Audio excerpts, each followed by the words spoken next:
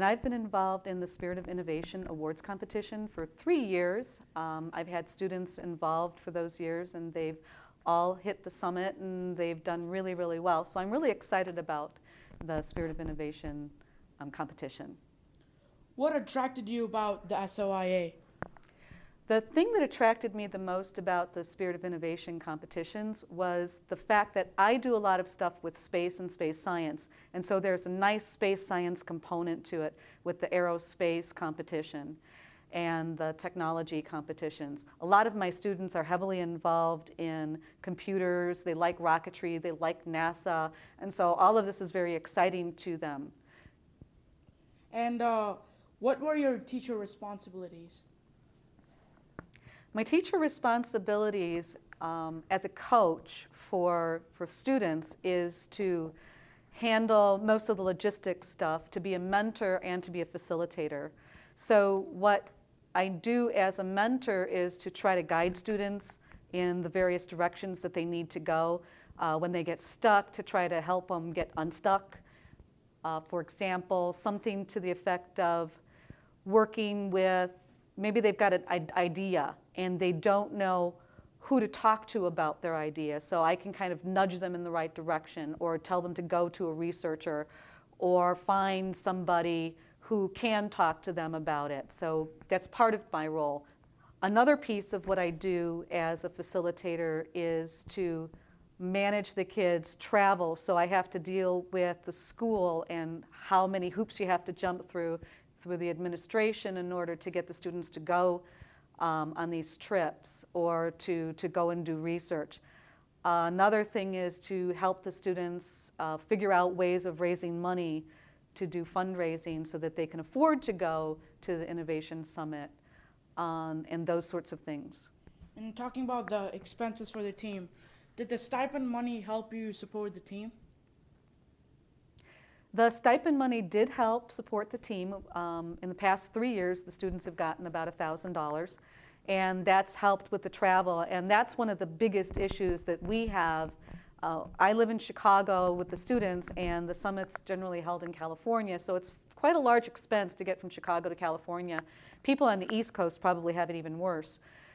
So the $1,000 helps, but the students have to either fundraise or subsidize that in some way. Also, if you're building something, then you have to, of course, fund that thing that you're building. So you need parts for the projects, things like that. If you're doing videotape, a lot of times you can borrow equipment from school or from home or something like that. But sometimes you have to pay for some of those services as well. And would you recommend this project to other teachers, thinking that it's doable and exciting? I definitely recommend this program for other teachers to try. Try it at least once. The Spirit of Innovation competition involves so many different opportunities, and it's wide open in terms of what you do. So it's exciting because the kids can get into something that they really care about, and when they get into something that they care about, they get excited about it. The competition is doable, but as a facilitator and a coach, you have to get them over some of their biggest humps. One of the biggest humps is writing. Students don't necessarily like to write the proposals that go into getting to the finalist level of the competition. Well, the same thing would be true in industry. You would have to write a grant proposal in order to get the funding to do whatever that grant proposal was about. And you have to get through that writing process to be able to do it. So it's doable if you can push the kids and get them over some of those little humps. Because sometimes some kids really want to do the writing, some kids want to do the hands-on, some kids want to do the advertising. And so having the team set up really does make it doable, because you get the kids excited about the things in their field that they really want to get into and do. And was it a good opportunity for high school students to get involved in the hands-on projects? It's definitely a good idea to get students involved in hands-on projects. And the Pete Conrad is partly hands-on, it's partly concept and design, it's partly business.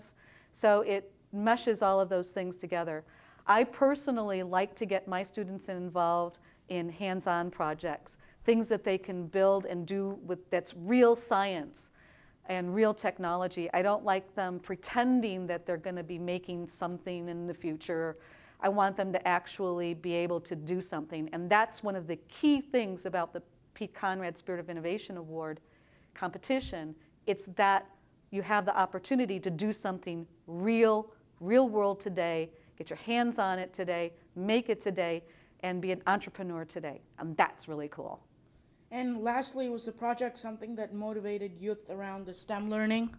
The projects are definitely something that are heavy in STEM learning. The science, the technology, the engineering, the mathematics are all components that fit very, very nicely within the classroom, outside of the classroom. Being a physics teacher, I tend to do a lot of sciencey, technology types of stuff, so it fits right in there with what I do.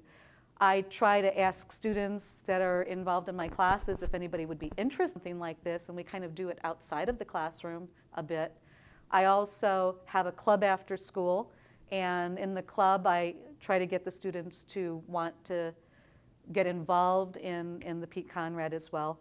And I do get a lot of students interested in Pete Conrad, but not a lot of students follow through in the competition. So as a manager and as a coach, it's my job to kind of push that along a bit. Can you please tell us some conclusion, as to Pete Conrad, the whole competition? I think that the experiences that the students get from the Pete Conrad Summit are phenomenal. It gives the students an opportunity to network, to talk to scientists, to make presentations, to make PowerPoints, to talk public speaking, all of those things that are so important in real life if you're going to be a business person or an entrepreneur, anything that you're going to do when you go out into the real world.